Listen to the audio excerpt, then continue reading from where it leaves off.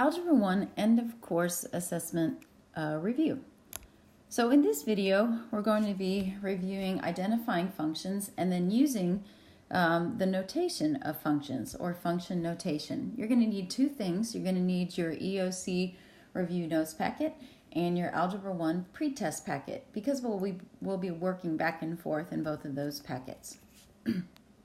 So in your notes packet, let's review what a function is. So a function is a relation in math where each input has exactly one output. Or another way to say that is each x value has only one y value. Now if you look at the example of the relation below, it's just that list of ordered pairs here. Notice I have underlined the x values. I need to make sure that none of these are repeated. If they are, that means that that x value has two y values, and so it would not be a function. Since none of my inputs or x values are repeated, this one is a function. Now, if we look at our relation below, notice that our 4's are repeated. So right away, I can tell this is not a function because for 4, it has two outputs, and a function for each input only has one output. Now, we can also determine if the graph of a math relation is a function by doing what we call the vertical line test. So in the graphs that you see, and you look at it on the screen because you can see the color difference. So the black mark is the function, and then the red, those are our vertical lines. Okay, so I'm going to go ahead and put a red box around it. So what you do is you either imagine or you actually just draw vertical lines through the graph that you see. If with each vertical line it only touches once, then that means that what you've got is a function. All of these are a function because we can pass vertical lines at any place and they will only cross once. So that means if it crossed twice, then we would have points that were stacked up. And so we would have an x value that has two y values. So again, if you have a graph, you can tell if that graph is a function if it passes the vertical line test. Now let's do this, okay? So let's figure out in your notes packet which graph below are functions. So I have already passed vertical lines through each of those points, and they're only crossing once. So I would say that yes, that is a function. But with B, on my second line, I crossed through 2 points. So that means right here, I've got this point, which is the point 2, 3, and then 2, 4. So I have an input, an x value, that has two y values. So that is not a function. And then with C, we can pass vertical lines through each of those points. They only cross a point once, so that is a function, yes. Now with this next one, which graphs shown below are functions? So I've already done the first one, vertical line test. My first vertical line did not pass the test. So this is not a function because I've got two y values for that x value. Now on B, yes, even though where it gets kind of steep, it looks like it may cross more than once, but it does not. Whoops. And that should be a yes. I'm not sure where my s's went. There we go. And C, it is a function as well. So because it passes the vertical line test, only crosses our vertical lines once. So that means for each input, there's only one output for those functions. Now, here are some more fun facts about functions. That, first of all, another word used for the input, the x values, is domain. Another word used for the output, or the y values, is range, domain and range.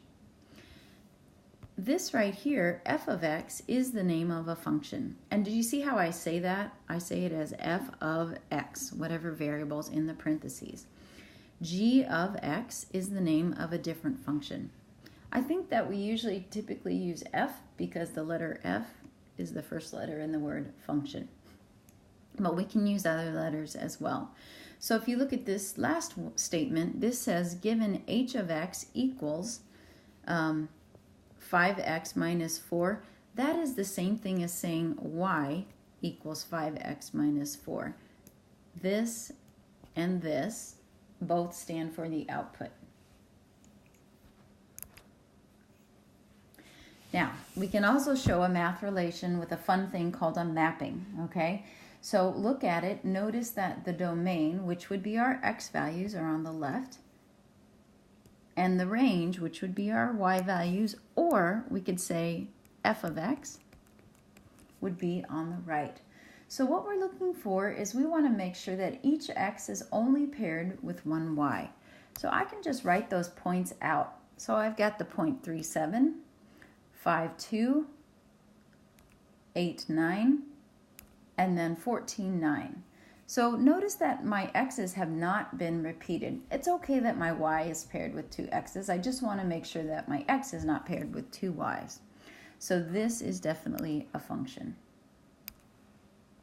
Go to number 21 in your pretest packet now, and let's work through that one.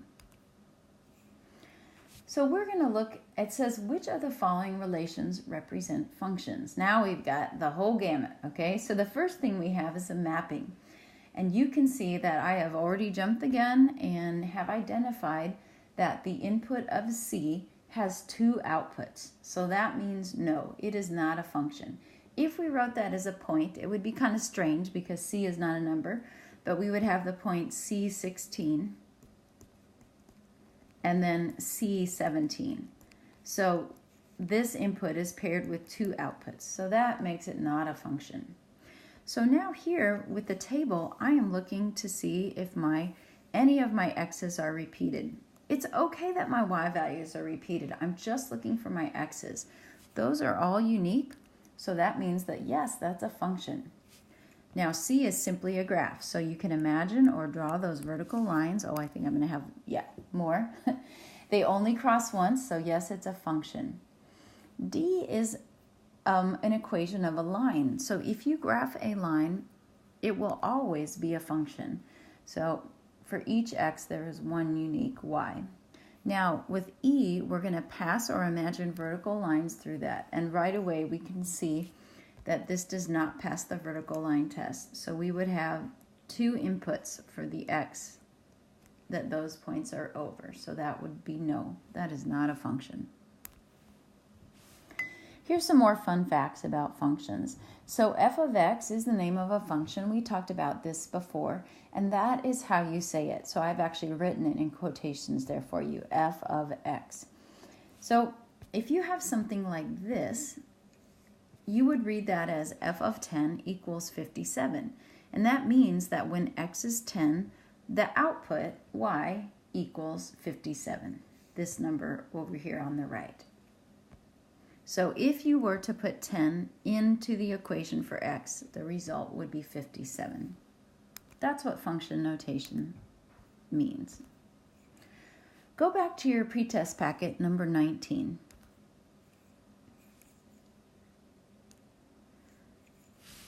All right, so we've got, let me back up a little bit here. So the following function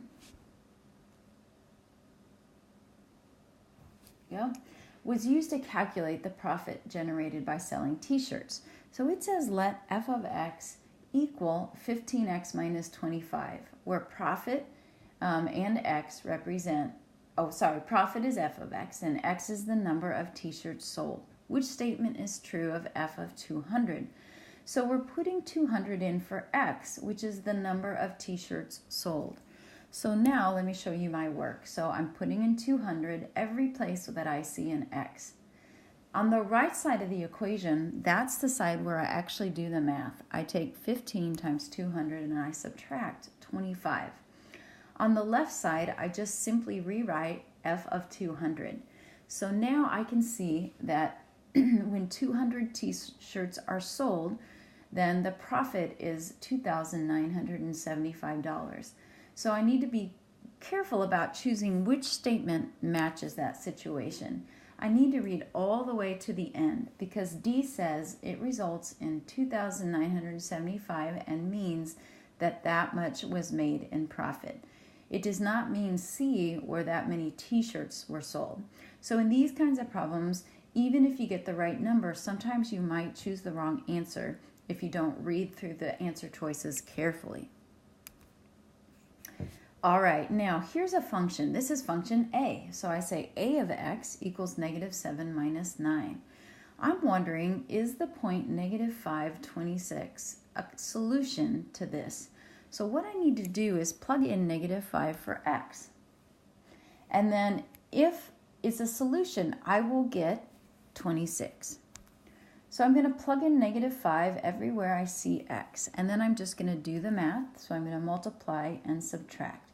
I do get 26, so that means that negative 5, 26 is a solution. All right, go to your notes packet. Now we have function b.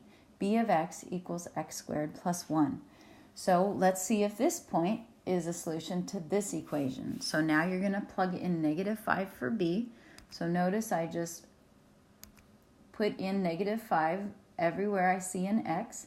And then on the right side of the equal sign, this is where I'm going to do the math. So negative 5 squared is 25. 25 plus 1 is 26. So yes, that point is a solution. When I plug in negative 5, I get 26. All right, so last function, c of x equals 8 times 2 to the x. This is an exponential. So I'm going to plug in negative 5. So 8 times 2 to the negative 5th power. Just use your calculator, and then you'll get that this is 0.25. So we did not get 26 for our output. So that means negative 5 with an output of 26 is not a solution. Now remember on your calculator that you'll have a button that looks like this. This allows you to raise a number to any power. So if you need to raise it to a power other than squared, put your base in, press this key, and then the number that is your power. Go to number 10. A lot of the problems on the Algebra 1 EOC are multiple answer. And so again, you can have unlimited time. So you can just slow down and take your time. In this question, it says the ordered pairs in the table are possible solutions to each of the equations. And we've got 2 of them. So we need to match each ordered pair to the equation for which it is a solution. Ordered pairs can be used more than once. So what we're going to do is take each of these ordered pairs and plug them into each of these. So I start with negative 5, 0. I plug it into the first function. I'm looking to see if the left side matches the right side. So it does, because negative 2 times negative 5 is 10. 5 times 0 is 0. 10 plus 0 does equal 10, which was on the right side of the equation. So that is a solution. Now I'm plugging it into my second equation.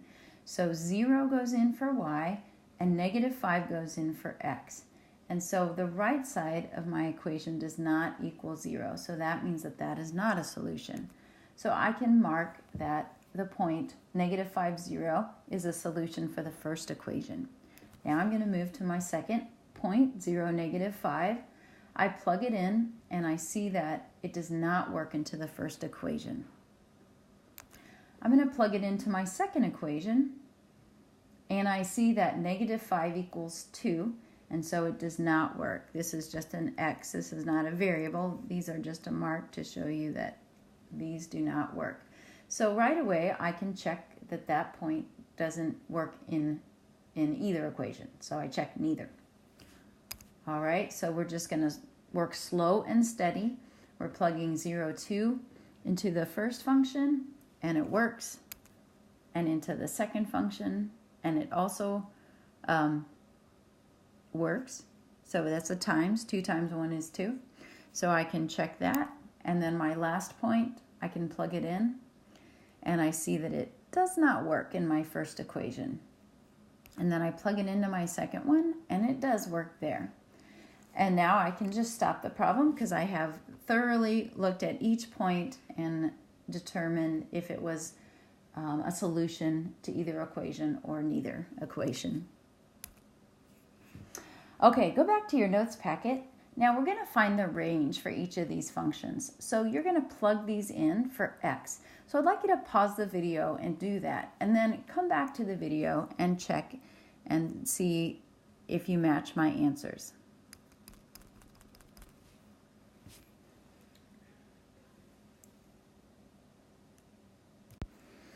All right, here are the answers that I got plugging in 0 into each of those functions. So check your work, pause the video and check it, and just make any corrections if you need to.